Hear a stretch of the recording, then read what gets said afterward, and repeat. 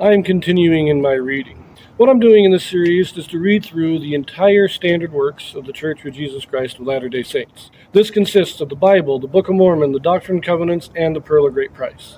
I am continuing reading in a chronological order, according to event, not according to publication or volume, so I'm skipping around a bit as I move along. Continuing in the Gospels, we are still down in Judea. Christ has come down for the Feast of Tabernacles, but is staying here. This is his later Judean ministry.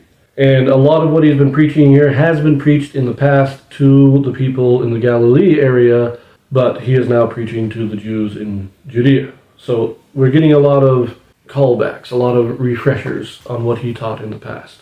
Now this is in the last few months before the crucifixion, so that is the time period we are in. The Feast of Tabernacles being about 6 months before the Passover, and he is crucified at the Passover. And the last thing we read in Luke was the discourse of, God feeds the ravens, he clothes the fields, the lilies of the fields, so don't take thought for that. God will provide that if you are true to the ministry. That's where we left it off. So now we continue in Luke. In this video, we have a Joseph Smith translation. Now what the Joseph Smith translation is, this is a translation or correction done by Joseph Smith to restore those passages that have been lost or corrupted over the years. So now we pick it up in Luke, again, chapter 12, verses 31 through 53. But rather seek ye the kingdom of God, and all these things shall be added unto you. Fear not, little flock, for it is your Father's good pleasure to give you the kingdom. Sell that ye have, and give alms. Provide yourselves bags which wax not old, a treasure in the heavens that faileth not, where no thief approacheth, neither moth corrupteth. For where your treasure is, there will your heart be also. Let your loins be girded about, and your lights burning. And ye yourselves like unto men that wait for their Lord, when he will return from the wedding, that when he cometh and knocketh, they may open unto him immediately. Blessed are those servants, whom the Lord, when he cometh, shall find watching. Verily I say unto you, that he shall gird himself, and make them to sit down to meat, and will come forth and serve them. And if he shall come in the second watch, or come in the third watch, and find them so, blessed are those servants. And this know, that if the good man of the house had known what hour the thief would come, he would have watched, and not have suffered his house to be broken through. Be ye therefore ready also, for the Son of Man cometh at an hour when ye think not. Now the good man being prepared for a thief, that's again calling back to the Sermon on the Mount, I believe, but it's one of those discourses for Matthew. This part, however, of the watchful servants, that's, I think, unique to Luke. And that's what we are. We are watching and waiting for the coming of our Lord. And we want to be ready no matter when he comes. Are we ready for the coming of Christ? Or are we going to relax and, take a nap because, he's not coming for a long time yet? Are we sure? But let us keep reading verse 41. Then Peter said unto him, Lord, speakest thou this parable unto us, or even to all?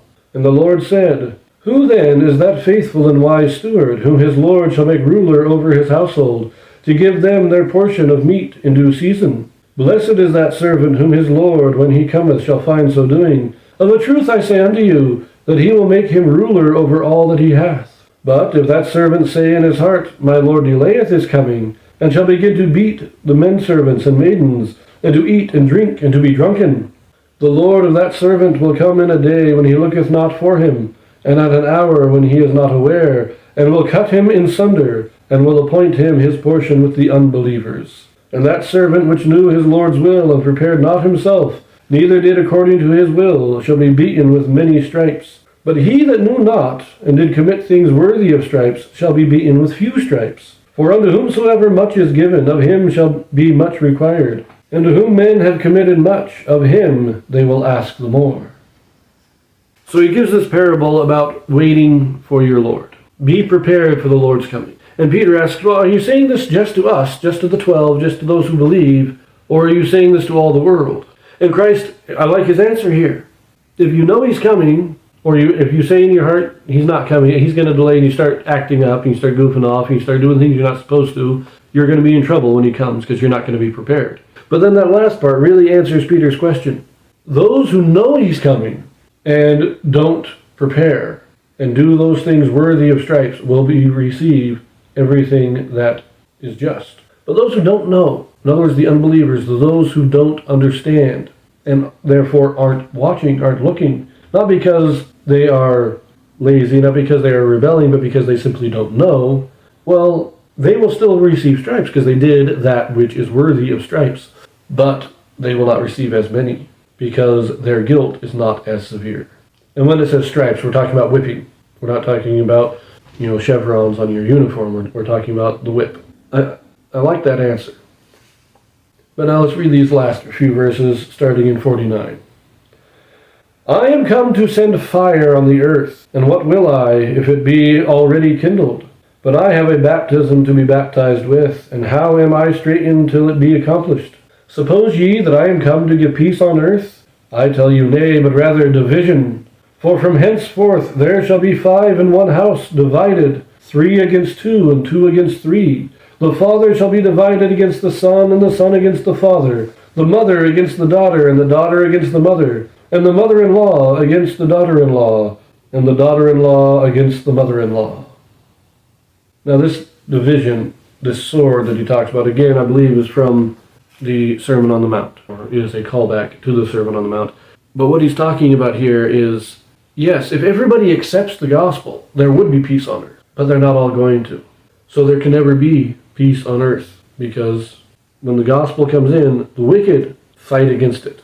And even if we have peace in our own heart, even if our lives, our own mental state is calm and peaceful, we will have to deal with division and controversy and contentions if we are standing up for Christ. Well, if we don't stand up for Christ, we'll still deal with it. We will deal with it until everybody stands up for Christ. But now, let us look at the Joseph Smith translation, because there's quite a bit here, and it's rather fascinating. So first, verse 35, let your loins be girded about, and have your lights burning. Very simple. In verse 36, we have this at the beginning, that ye yourselves may be like unto men who wait for their Lord. Changes it to a metaphor. Now we come to 37 through 43. All of them seem to have somewhat significant changes, so let's just reread it.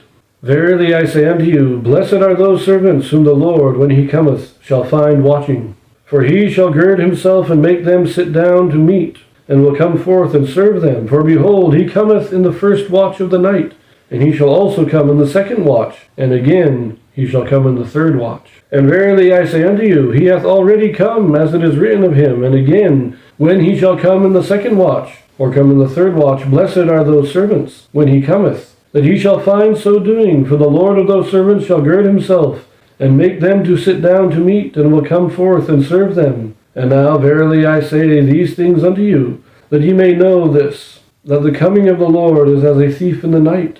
And it is like unto a man who is an householder, who, if he watcheth not his goods, the thief cometh in an hour of which he is not aware, and taketh his goods, and divideth them among his fellows.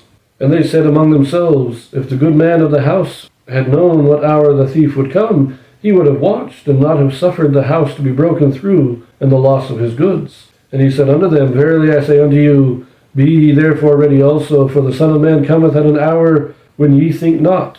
Then Peter said unto him, Lord, speakest thou this parable unto us, or unto all? And the Lord said, I speak unto those whom the Lord shall make rulers over his household, to give his children their portion of meat in due season. And they said, Who then is that faithful and wise servant? And the Lord said unto them, It is that servant who watcheth, to impart his portion of meat in due season. Blessed be that servant whom his Lord shall find, when he cometh so doing. Now verse 44 has no correction, but it says in the King James, Of a truth I say unto you, that he will make him ruler over all that he hath. And then we get this in verse 45. But the evil servant is he who is not watching. And if that servant is not watching, he will say in his heart, My Lord delayeth his coming, and shall begin to beat the men servants and the maidens, and to eat and drink, and to be drunken. Now, the most interesting part here is that verse 39, where it says, If the good man of the house had known what hour the thief would come. That is the disciples reasoning with Christ. Christ gives the parable of the good man, the householder. If he watcheth not his goods, the thief comes in and steals everything, right? He states that. And then the disciples say, yeah, but if he knew when he was coming, he could prepare for it. And then Christ responds, you are right. So be ready, because you don't know when he's coming. So you always need to be ready. Honestly, there's a lot more I think I could say about this, but the video is getting kind of long. So let us just look at the rest of the Joseph Smith translation.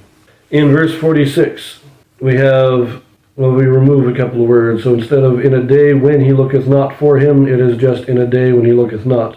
And then instead of cut him in sunder is cut him down. Verse 47, and that servant who knew his Lord's will and prepared not for his Lord's coming, clarifies a few things. But verse 48 is somewhat interesting here. Now it has again in the beginning, but he that knew not his Lord's will, and then shall be beaten with few, remove the word stripes, but at the end we get this, and to whom the Lord has committed much, of him men will ask the more, for they are not well pleased with the Lord's doings. That is, people expect more of the prophets. They expect more of the servants, and they are not willing to forgive. They are not willing to overlook they are less willing to overlook faults in the leaders than in the general populace, because they are the leaders. They are not well pleased with the Lord's doing. They're not pleased with the Lord's choice of leaders. How many people in the modern day don't like the prophet? They don't like that that's all men, for one thing. They've got a big feminist movement going. A lot of people criticize the prophets. They don't like God's choice. That's what he's talking about there. But then in verse 49, it now says, therefore I am come to send fire on the earth, and what is it to you if I will that it be already kindled? Now in verse 50, it's now I am straitened till it be accomplished, is now I am straitened until. And in verse 53 we remove the. So son against the father, mother against the daughter, and daughter against the mother. We don't need the extra thes in there, the extra articles. It's very interesting. That is a very fascinating Joseph Smith translation. Now we're going to end it there. The last few verses of this chapter I've actually already read in a previous video, so I will have to link to that. Probably should have put it here. I'm starting to see that, in my opinion, the harmony of the Gospels in the appendix is not quite accurate, but we will be continuing in Luke for one more video before turning to John, so I will see you there.